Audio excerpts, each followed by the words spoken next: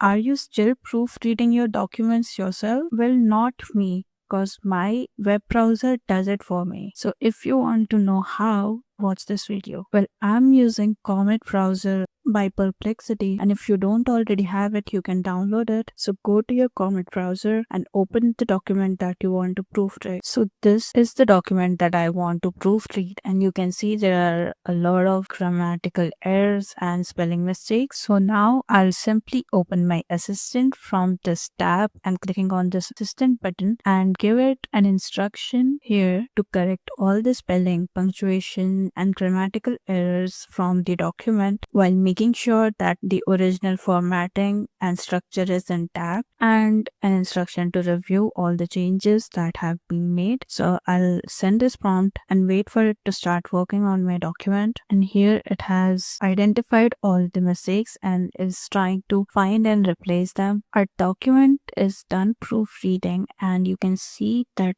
it has given me all the corrections that were made. And now if I click on this spelling checker, I can see there are no spelling errors or grammatical errors. So just like that, within a few minutes, your document can become error free without even having to do it yourself. So that's how you can use Comet AI browser to assist in your task.